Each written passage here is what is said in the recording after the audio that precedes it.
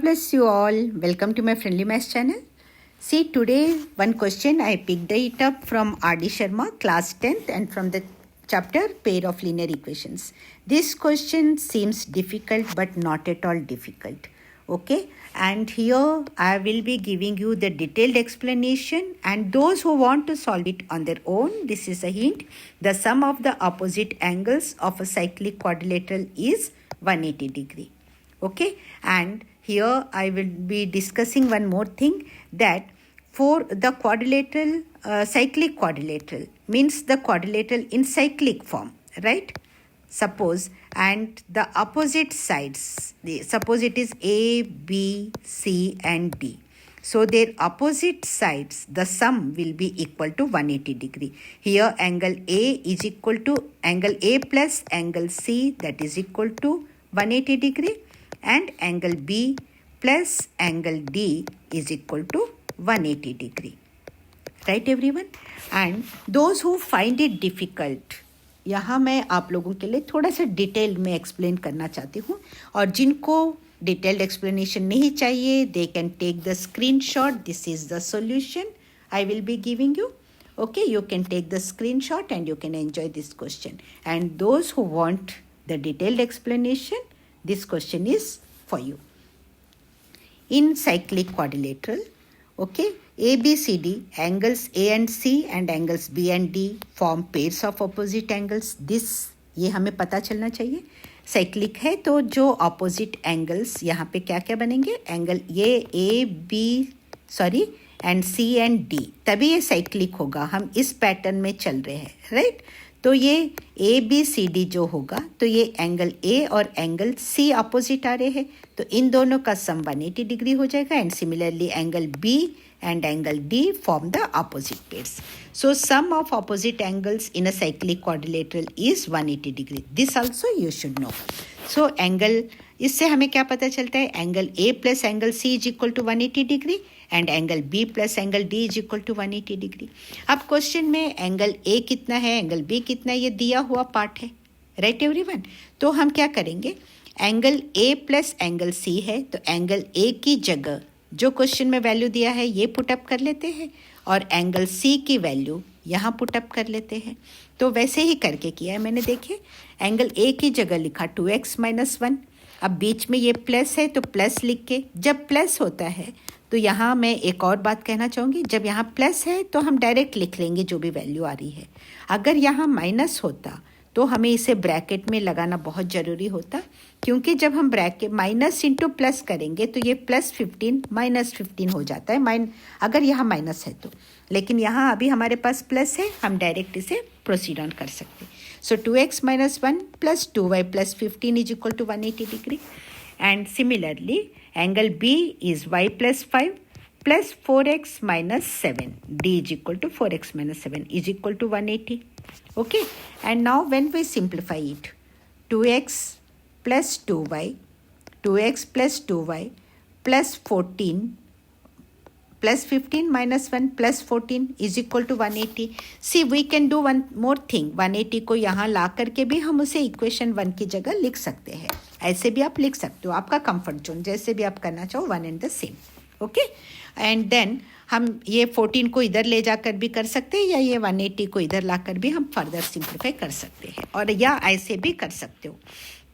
And then here y + 4x है, तो हम पहले x वाला टर्म लिख रहे हैं, 4x, ये प्लस y है इसलिए प्लस y, एंड -7 + y है, +5 है, -7 + 5. इस टाइप के क्वेश्चंस करते, इस टाइप के अटेम्प्ट करते समय आपको बहुत ध्यान रखना है प्लस माइनस का.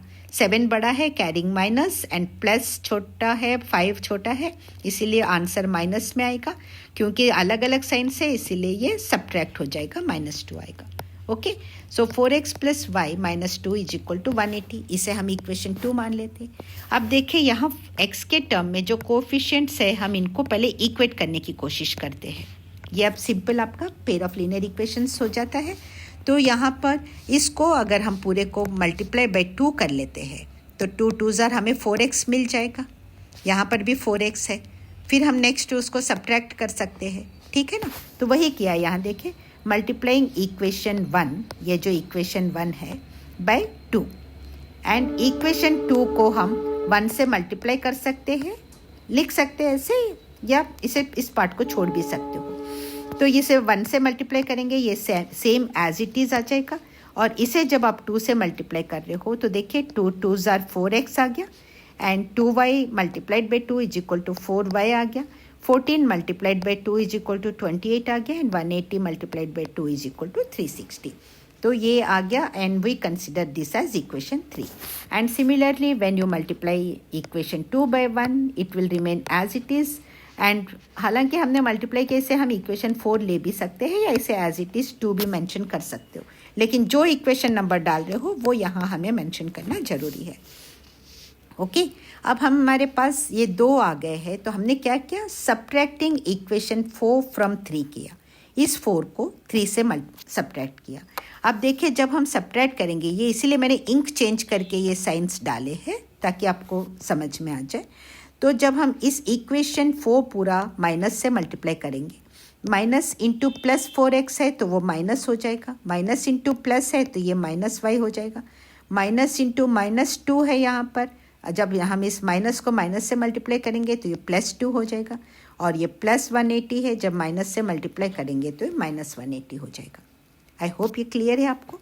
तो ये 4x कैंसिल हो जाएंगे, 4y minus y is equal to 3y, and 28 plus 2 is equal to plus 30, and 360 minus 180 is equal to 180, इतना मिल रहा है। देखिए सारे टर्म्स 3 से डिविजिबल है, राइट, इसलिए हम सबको 3 से डिवाइड कर लेंगे, तो ये y 3 कैंसिल, ये 3 कैंसिल, एंड 360 सा, so y not 3 cancel, sorry 3 10 सा, यहाँ 30 है 3 नहीं है। Okay so y plus 10 is equal to 60 मिल रहा है, तो y इज इक्वल टू ये प्लस 10 इधर आएगा तो ये माइनस 10 हो जाएगा, and 60 minus 10 is equal to 50, y is equal to 50। I hope यहाँ तक आपको अच्छे से क्लियर है। अब आगे बढ़ते हैं। अब क्या करेंगे, substituting y is equal to 50 in equation 2, किसी भी इक्वेशन में आप डाल सकते हो। इक्वेशन 2 इसलिए लिया है क्योंकि इक्वेशन 2 में यहाँ पे ओनली y है, तो यहाँ हमारा कैलकुलेशन कम हो जाता है। एंड ये इक्वेशन 2 है, 4x plus y minus 2 is equal to 180 लिया है हमने। अब ये y की जगह 50 मैं सब्सटीट्यूट कर रही हूँ, तो ये हो जाएगा 4x, y की जगह 50 minus 2 is equal to 180, right. अब 4x plus 48 is equal to 180, 4x is equal to 180, ये प्लस 48 इधर आएगा तो ये माइनस 48 हो जाएगा। 4x is equal to 180 minus 48। देखिए यहाँ पे मैं आपको एक हिंट देना चाहूँगी एग्ज़ाम में, बेशक लेकिन मिस्टेक्स नहीं होनी चाहिए। 180 माइनस 48 इस तरह से आप करोगे, अगर आपको लगता है टाइम वेस्ट हो रहा है तो ये 48 को हम स्प्लिट कर लेते हैं, 40 प्लस 8 है, राइट। 180 माइनस 40, 80 माइनस 40 तो 40 है, 140 है। अब 140 माइनस 8 है, 10 में से 8 माइनस कर रहे हो तो 2 आ रहा है, तो 40 में से 8 माइनस करोगे तो 32 आ जाएगा, सो 132 आ जाएगा। इस तरह भी आप कर सकते हो, लेकिन जैसे भी कीजिएगा मिस्टेक्स, सिली मिस्टेक्स यहीं पर जाकर होती है, उसको हमें अवॉइड करना है। 4x is equal to 132।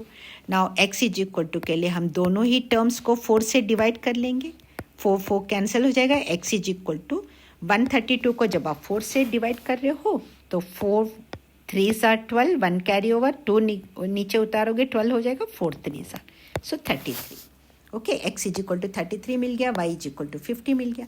बस अब हम उसे अपने वैल्यूज़ जो दिया है क्वेश्चन में दिया है, angle A is equal to this much, b is equal to this much, c and d, यहाँ पर हम x की जगह 33 और y की जगह 50 हम पुटअप करके इन्हें सॉल्व कर रहे हैं, बस और कुछ नहीं करें। सो x इज इक्वल टू जब आप वैल्यूज़ पुटअप कर लेंगे 2 मल्टीप्लाइड बाई 33 माइनस 1 हो जाएगा, क्योंकि x इज इक्वल टू 33 है, तो हमें मिलता है a is equal to 65, b is equal to 55, c is equal to 115 and d is equal to 125। सिर्फ y की जगह हमने क्या किया, 50 लगाया और x की जगह 33 लगाया। जहाँ जहाँ x है वहाँ 33 और जहाँ जहाँ y है वहाँ 50। तो ये आंसर आ गया। अब देखिए क्रॉस चेक भी कर सकते हैं हम, क्योंकि angle A plus angle C is equal to 180 चाहिए, क्योंकि ये साइक्लिक क्वाड्रिलेटरल है। तो 65 प्लस 115, 65 प्लस 115 ले लीजिए आप, जब आप ऐड करोगे 5 + 5 10, 1 कैरी ओवर, 6 + 1 7 + 1 8, 180 डिग्री आ रहा है। उसी तरह जब आप 55 + 125 को ऐड करोगे 180 आएगा, इसलिए ये हमारा आंसर सही है। अगर ये वीडियो आपको यूज़फुल लग रहा है तो प्लीज़ इसे लाइक कीजिए और चैनल को सब्सक्राइब कर लीजिए, और अपने फ्रेंड्स तक भी जिनको ये यूज़फुल लगता है आपको, उन तक प्लीज़ इसे शेयर कीजिए। Thank you so much for watching and all the very best.